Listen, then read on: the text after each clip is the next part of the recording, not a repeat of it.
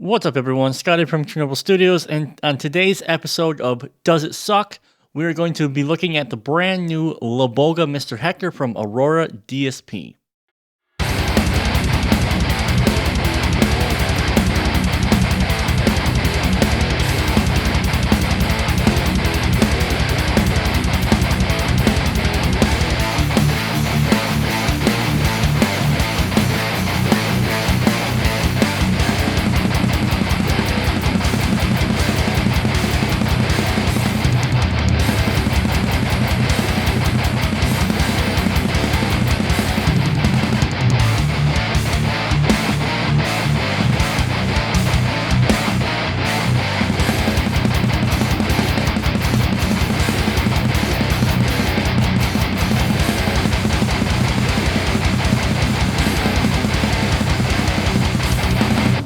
Alright, so that's what it sounds like in the context of a mix.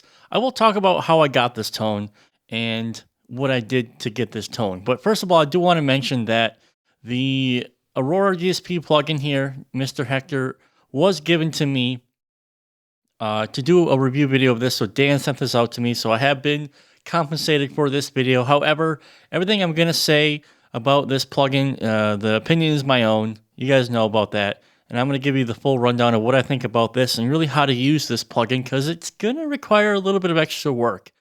Now, that said, I do apologize. I don't have a video camera yet, but I think it's I think you guys would like to hear my opinion of what I think about this Laboga Mr. Hector, so I thought I'd just go ahead and make the video anyway. That said, wow, this thing has a lot of gain.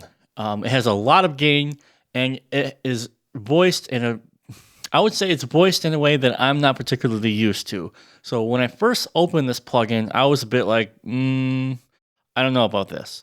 But having sat down and experimented with it, I can say, okay, this thing is a gain monster. And the unique voicings of it actually lend itself to being used so that you can have a different tone and you can stick out from all the rest of the people sitting with their 5150s or whatever else that they're using.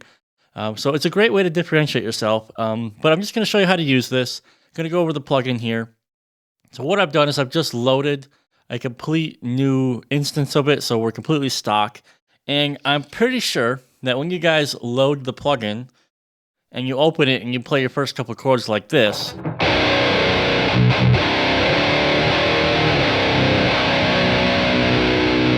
you might be like, okay. That sounds weird. It sounds like the wah pedal is on, and then you're probably going to go here and be like, oh, there is no wah pedal. What is going on here? And then you're going to go over here and go, oh my God, there's a bunch of EQ. What am I supposed to do? So this is one thing I already asked Aurora DSP to do, which was when you open this thing, I think default should just be everything at noon. There should be no stomp boxes enabled. There should be nothing enabled.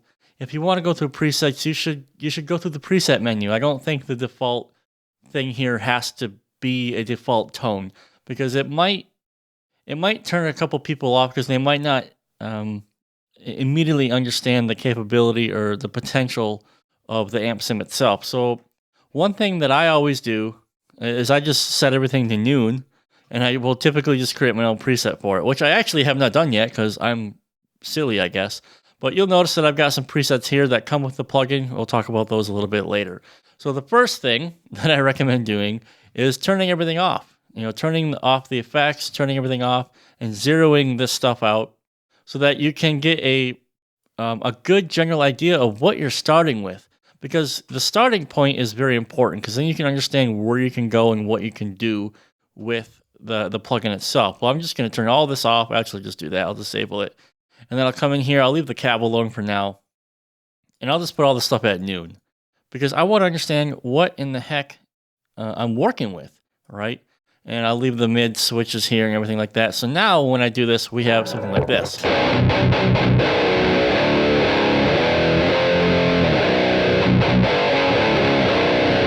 Now that might be something you were expecting to hear when you first loaded the plugin, right? So if you have a guitar that's like in standard E or something like that, a 6-string that's not tuned too low, the wah effect is even worse. Now the guitar I'm using here is a 7-string, just in standard, so it has the low B. nothing, particularly outstanding, just a 7-string, okay? But that's not the main thing here. So let's discuss the different areas of the plugin. Obviously, we have the stomp section. As far as I understand, I don't know if this is based off a Maxon or if it's based off a TS9. I have no idea. All I really know is I don't really like it. It's the wah comes out in spades when you use this overdrive for some reason, and I just don't find myself using it. I think the amp has a ton of gain already, and you don't need to use it. And then you have a tone shaper and this unified preamplifier where you can, shape the DI if you so choose, going into the amp itself. This is probably the first time I'll ever say this, but I don't use any kind of pedal or boost before this amp. I just turn off the stomp page completely. I don't touch it. The amp section here, we obviously have the amp itself. We have a diode tube switch where we can basically manipulate the tubes. You can have a more Rector-esque type of tone or turn that off. You've got the channel select here, which is pretty standard from clean to lead. You've got his mid switch here, which also might be confusing you a little bit because the voicing is extreme. So you've got one voicing and then another voicing. And the trick behind this, actually, and I'll show you a little bit later, we're going to do a tone together, is that if you flip the mid switch, how where the mids are being accentuated, you have to change the EQ stack. You just have to do it, and that's the way it is. And I'll show you how to do that. And then we have a bright switch on or off, and then a high or low input. As far as I can understand, if you have a really high output set of humbuckers or something like that, you might try messing with the low input, for example, and see what kind of results you get.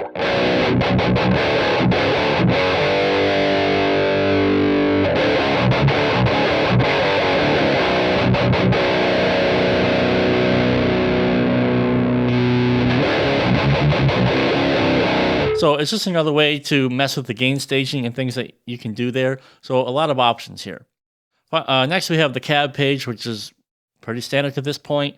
You've got a 3x12 and a 2x12. You got different speakers you can select from here, different microphones you can select from. You can change the distance from the speaker, represented by the, this little oval circle thing becoming larger. You can import your own IRs, and then obviously you can blend.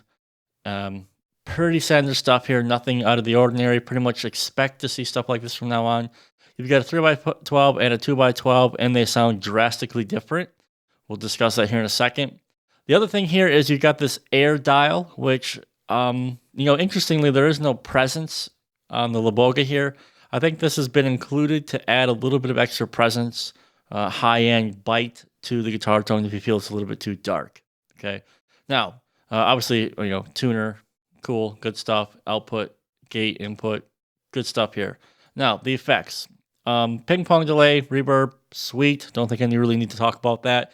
Let's talk about these two modules here. This is an API, and as you know, I'm a huge fan of API, and I love using them with my guitars. One thing to note, please, and because I still fuck this up, is the frequency that you want to manipulate is below the horizontal slider, okay? So sometimes if I'm not paying attention, I will say, oh, I want to mess with 4K. And I'll see 4K and I'll go, okay, cool. And here I am. I'm actually manipulating 2K. Now, a great way to remember where you are in this plugin is just remember 1K is red. So if you want to manipulate 4K and you're like, oh, Jesus, which one is it? Just remember 1K, red, 2K, 4K, bam. And then you're adjusting the correct frequency with the horizontal slider. So just keep that in mind. Pay attention to what you're doing. Obviously, you've got all these frequency ranges here. You got a high pass, a low pass, engage, disengage. Cool. This is very important for this amp, in my opinion, because you can get a lot done here, but you can do a lot of fine-tuning here, which means that the final EQ that you can do in the DAW itself is very minimal. So a lot of the tone shaping is going to come in right here. I'll show you guys what I mean. Then finally, we have the limiter, which is self-explanatory, except this low-end control thing here. Now, in the documentation, they've included the low-end control, which is basically the Andy Sneap trick. Now, I showed you guys the Andy Sneap trick a couple of weeks ago. It's using a multi-band to help control the low mids, especially during palm use and stuff like that. It's great that it's included in the plugin because it means one less thing that I have to insert into my session if I want to use that. So pretty fantastic design here. Everything looks great, of course. And the interface is easy to understand and all inclusive. There's not a lot of extra clicking, like if I want to work with the amp, I see the amp, cab, I see the cab, and, everything, is pretty cool and basically pretty simple. There's not a lot of complexity here. It's kind of a what you hear is what you get type of thing. Now, speaking of that, this thing is a gain monster. As we've already heard, it saturates easily. You have a crap ton of gain. So you need to keep that in mind because as well as having a lot of gain, this thing is, for all intents and purposes, I can't explain it any other way. It's just a mid monster. It has tons of mids, and I pull out lots of mids when I create my tones. And this is even more ridiculous. Now, you would think that means that I'm just going to go ahead and pull the mid knob all the way down. The ironic thing is that these tone stack knobs are very sensitive. So you can take out a lot of mids by just doing this. And I will show you that, okay? So what I want to show you now is how I create a tone and what could be capable and what you could probably do, just so you can understand the capabilities of what you might be able to accomplish within the limits of what this amp does, which is raw, aggressive, and mids, right? So if you want to have, a diesel type of tone or an angle type of tone that has that characteristic, high gain, tight low end, it just might be that the Laboga is not for you, okay? And that's fine. But there's a 14-day free trial that you can download on the website, so give it a shot and try to put into practice what I'm going to show you here right now, which is, how to create a tone. And if you guys are in Guitar Tone Mastery, you've seen me do this 100 times and more. So I'm not going to do anything that you haven't already seen. I'm just going to show you the process relatively quickly and how I do this. So the first thing that I do is I take one of the microphones out of the equation. I want to hear what I'm doing with the speaker, and I'm generally always going to use a dynamic. So what I'll do first is I'll find which IRs I like, and I'll start with that.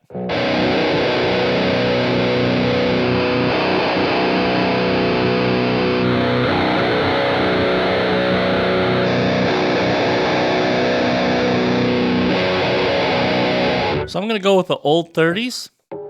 Now, before I make any other decisions here, I want to see what the other cabinet sounds like. So I'm going to jump over to the 2x12, make sure this is off, and make sure I have the same speaker and the same mic. So I was using the old 30, so I'll go down here to the old 30, make sure the mic position is literally the same. So I'll bump those over here like that. And now I'm going to A/B between the two cabinets.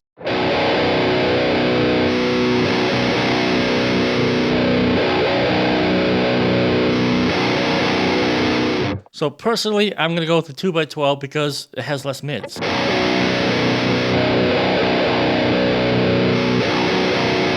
That's just a personal choice, what my ears like, and that's what I'm going to do.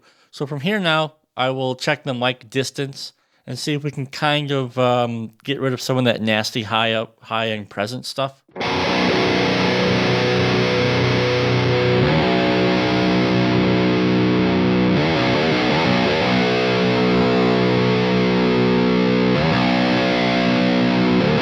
That's a really good starting point. So with amp simulators and IRs, I will, if they give me the option to change the distance from the speaker, I will also mess with that because it's realistic that you're going to get more room tone, quote unquote, into your tone, bringing the microphone away, and also you're reducing low end response. I'm on a 7-string guitar, and I'm kind of already making micro decisions as I move on with my tone to make sure I don't have excessive low end buildup. So here we are.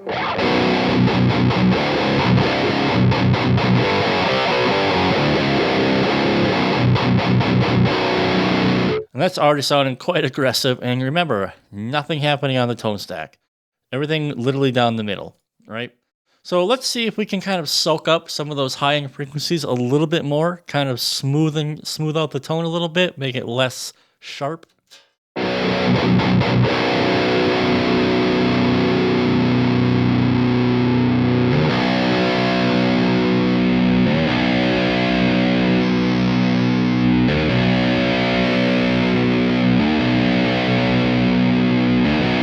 Right, and this is a classic combination, taking a dynamic and putting it with a ribbon microphone. This is just a standard way that you can get started pairing microphones, because the dynamic between the two, the ribbon will soak up a little bit of the high-end presence, but you can blend in the dynamic to make sure they don't lose no articulation and bite. So right here now you can see that I'm 100% panned to the rhythm, so I can the ribbon, so I can hear what I'm listening to. And then I can just slowly work my way over like this and see what it sounds like. All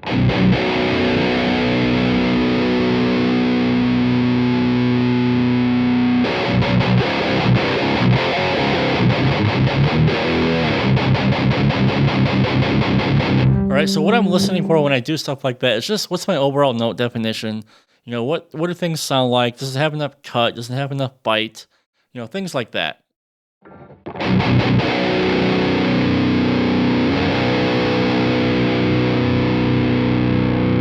So I'll probably do a blend like this.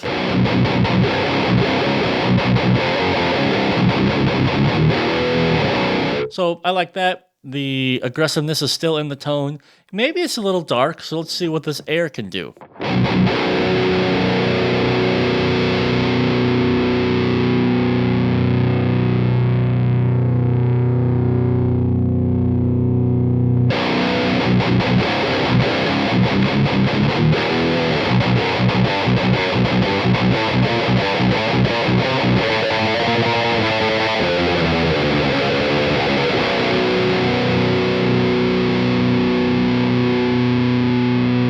Yeah, I'll keep it at 1.5. Again, micro decisions. You know, I don't want to try and create the final guitar tone in a vacuum. I'm just trying to create a cool guitar tone and show you what this thing is capable of, and create a cool tone, right? So, in my opinion, I have a really good starting tone that is already close to the type of guitar tones that I like. Okay, that's very important when you're selecting IRs. All right, so now let's go to the amp. And I think we might have a little bit too much gain.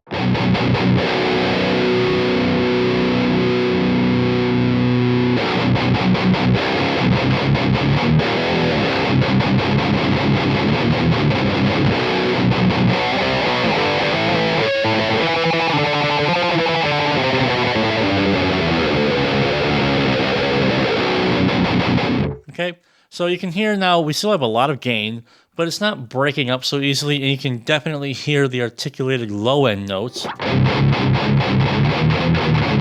which is very important to me personally. So let's move over to the left side of the amp now and see what this diode tube does.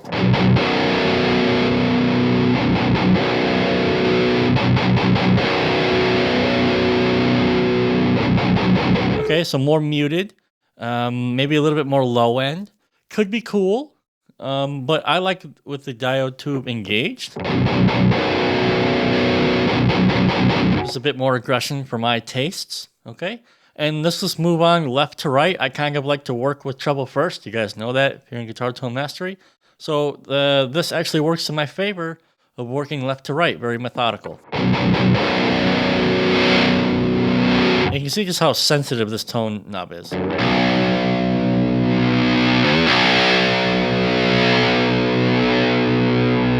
Barely adding any treble.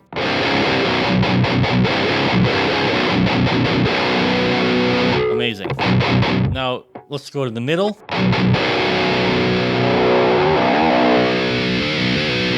Literally just dumping all the mids out. And I'm just doing very fine adjustments here.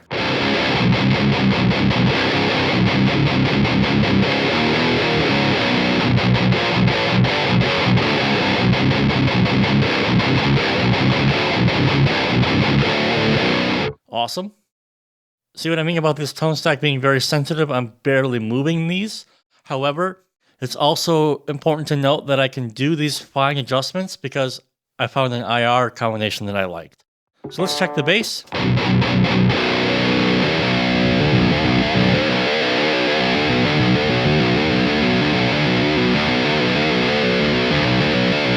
Actually, I'll probably just keep the bass down the middle.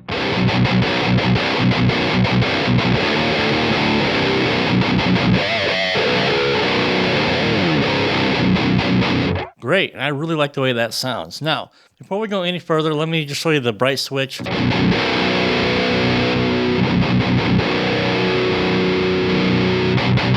That's pretty self-explanatory, but let's talk about this mid switch here. So remember I was saying that if you use this, it's going to completely shift the mid focus, and it's not enough that you just use the switch and A/B. You're going to have to change the tone stack. So let me show you what I mean. You see how it like becomes a bit more woolly, definitely a bit more boxy. But in my experience with using this, the key is not to adjust the mids.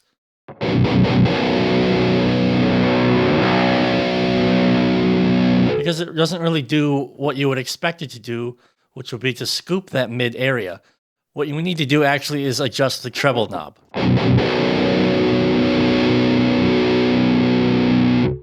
So what we've done here is we've just changed where the mids are focused, and we're adding a bit more high end.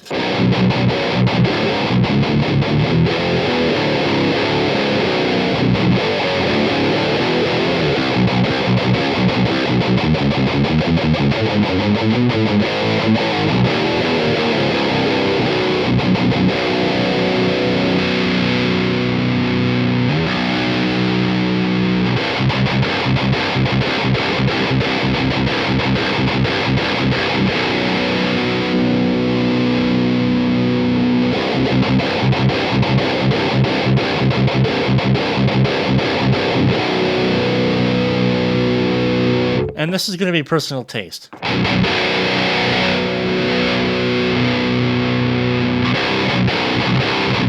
Okay, so there's a lot of options here. Whatever tonal palette you have, there's something here for you. It just takes a little bit of extra tweaking, a little bit of extra time to understand what this amp is capable of, which I think is normal.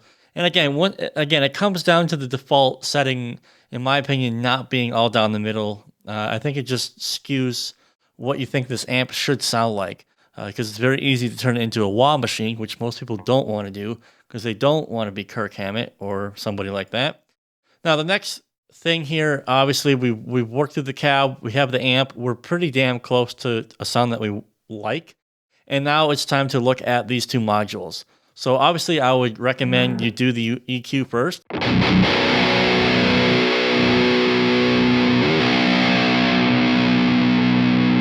And just set a normal, respectable level for your high and lows.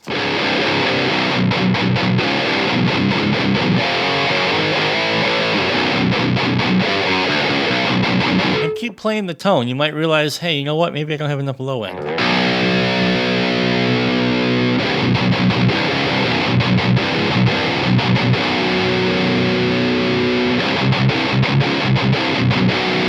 Okay, now the tone is sounding a bit more full again, kind of what I'm expecting. And that's what also you need to realize sometimes, guys, is creating guitar tones is not just, okay, set, and forget. When you're experimenting and adding extra things to the chain like this, like I did a high pass and a low pass here, and the tone changed. And I realized, you know what, I don't have enough low end, so I'm going to add a little bit more, right? And it's just easier to do that with the amp in the IR section than it is to try to do with EQ. EQ should really, in my opinion, just be for fine tuning, all right? So now let's look at the mids here. And remember, 1K is red, okay? So this is 500.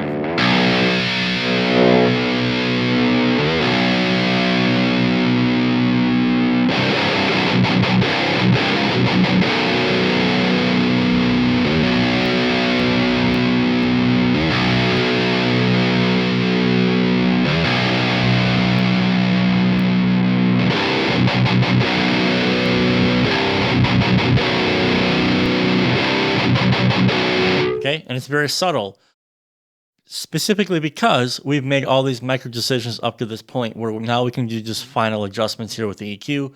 And generally with this style of EQ from the API, I'm pretty much going to kind of walk back the EQ in increments down to 125 because these are problem areas for low tune guitars.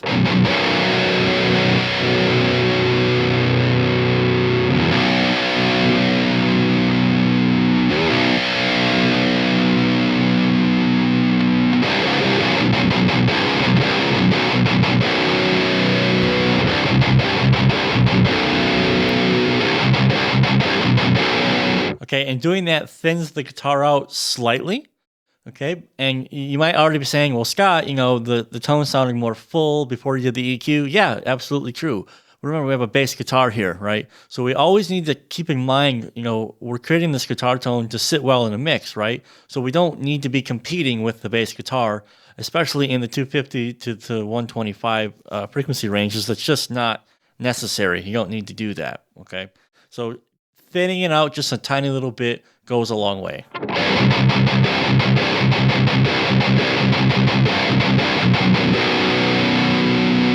All right, now that leaves us with the limiter, which sounds like this.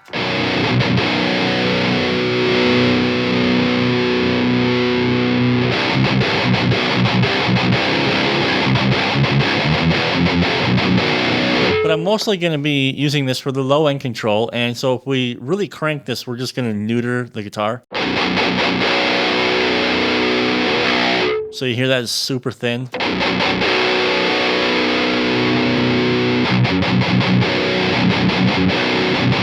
So all the body came back in there. We're just going to look for a happy medium where we don't choke all of the low-end girth from the guitar with the palm mutes, but we have attenuated it just enough where it's not going to be too flubby, especially when you start quad tracking or double tracking these guitars. All that stuff adds up and becomes a problem in the mix.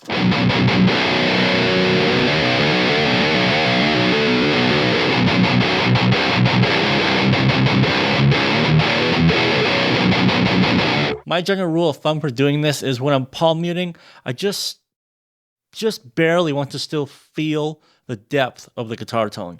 But I don't want to hear whoop, whoop, whoop. I don't want to hear any, pumping or anything like that, because we're quad tracking or double tracking, and we have a bass guitar and a kick drum and a snare drum, and it's all fighting for room basically in this frequency range, especially with low tune guitars and stuff like that. So this is basically the guitar tone.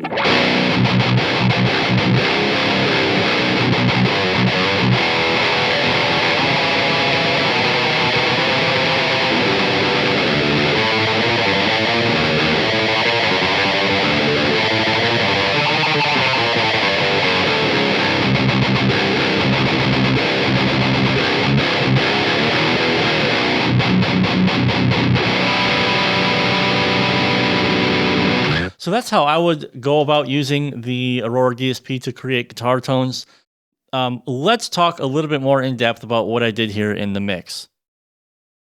Now, you may have heard me or remember me saying a couple times now in this video that it's very easy for this amp sim to become like a wah generator. Now, that's cool actually, because this allows you to do blending. Now, generally, if you're blending guitar tones, you're trying to get two tones that are sufficiently different from one another so you can blend them together, which, helps you create a unique sound that doesn't automatically scream, hey, I used a TS9 into a 5150 with a Mesa V30, right? So with this amp sim, you can actually do just that. So what I've done here is I've created presets. Let's make this a little bit bigger here. I have Geiger Grind and Geiger Guttural. Now, I designed these presets personally for me to use so that they're adjustable, right? So if we go, oops, why did I close this one? If we go and look at this, just on the outset, if we're looking at the tone stacks here, you're not really going to notice anything too particularly different, except that one's got a stomp and one doesn't, okay? And I'm doing different EQ and effects. So Geiger Grind is exactly what you would expect it to sound like. It's more of a grindy type of HM2-esque sound. And the guttural is I'm trying to go for something a bit more just like standard 90s sounding. So if we soloed this, let me turn all this stuff back on so you hear that. So if I soloed the guttural,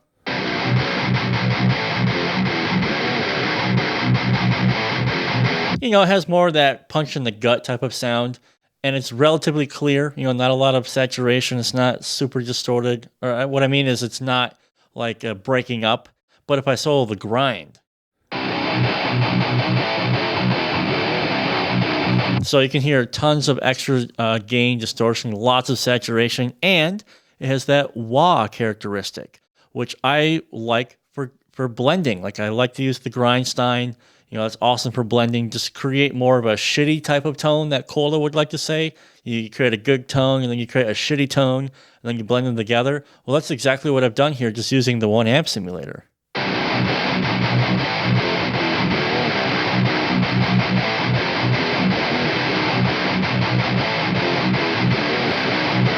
Right?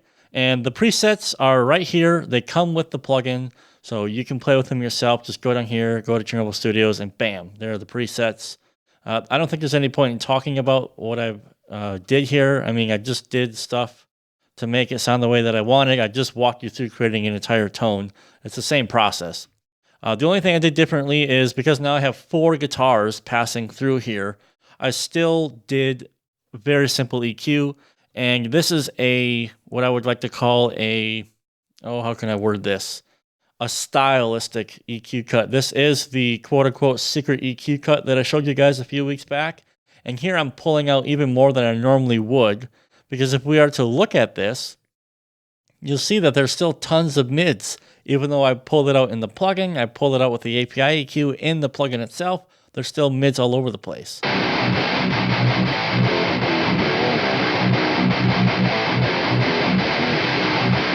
And that's purely a stylistic EQ cut because I'm going further than 1 or 2 dB. I'm pulling this down to where it's much more scooped.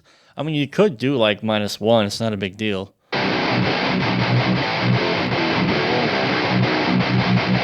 Right, and that's just enough to clean up the boxiness a little bit. I mean, I guess we could even keep that, right?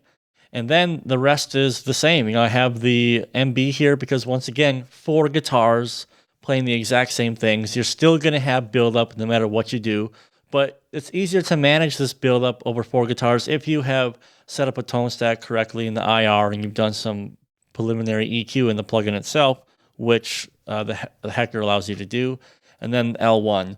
And this is all extremely standard stuff, guys. I'm not doing anything extraordinary here, just using my ears and creating the settings that I want to hear.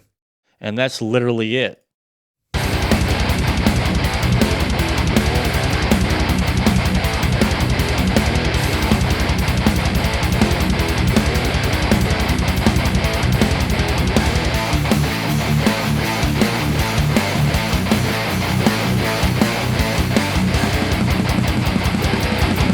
So that's that. What is my overall opinion of the Hector? Like I've already mentioned a few times in the video, is I hope that in a future update they include a default setting that is actually more default, as in no stomp boxes, no effects, and then the tone stack down the middle. Because as it is right now, you just need to create that yourself and then set it as a preset in the user area here. You'll create it yourself. So that's an annoyance. It doesn't really take anything away from the amp itself. The other thing to remember is that this is voiced much differently than what you might be used to hearing. If you use a Dietzel or an Engel, a 5150 obviously. So you're going to have to spend a little bit of time getting used to how it sounds and then working with the amp instead of trying to create something that doesn't exist through EQ settings or something like that. I particularly like this one a lot because it already gives me ideas of how I can create unique tones that'll help me stand out.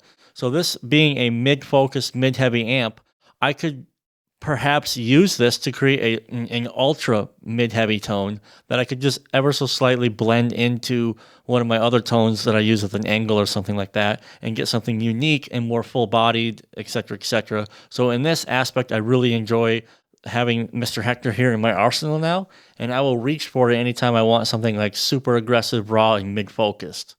And finally, we have the price. Aurora DSP, in my opinion, at this point, should be basically famous for having exceptionally high qualities at very affordable prices. As it stands right now, at the time I'm doing this video, I believe the launch price is $50. That is fucking ridiculous, because this thing is high quality. It obviously works. There's a lot of features here that you will use.